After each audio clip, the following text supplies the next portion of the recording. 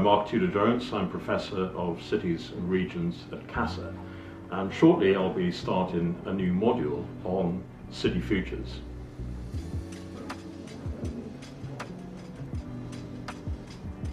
So City Futures is about how we think of the cities of the future, but it's not about utopian landscapes or dystopian landscapes of seductive images or something that looks a world apart. They exist and they are the promise of what the future might look like. But in reality, most people are trying to experience and carve out their own niche in their own places.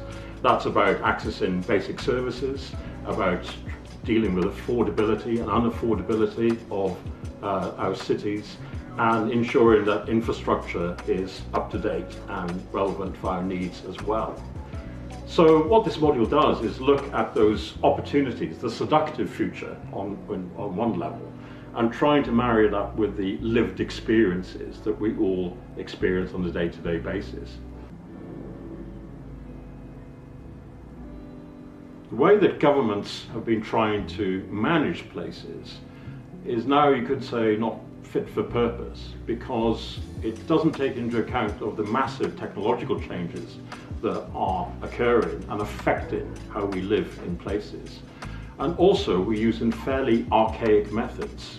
So we don't really do long-term planning anymore, but essentially we need it to think about how we harness the digital and harness the technological opportunities with some of the basic needs that we expect to have at our disposal in cities. This module looks at some of the methods that we could use. It looks at the evidence, it looks at the trends, it looks at the digital opportunities that are there for the taking, but it mixes it with foresight methods, with futures methods, to think about how we can harness the digital, how we can create a more meaningful future for our places and everyone in those cities. And we do it through quite exciting ways, through interactive work, through group work, and trying to build, if you like, a new methodological toolkit that can be applied to real places to deal with real problems.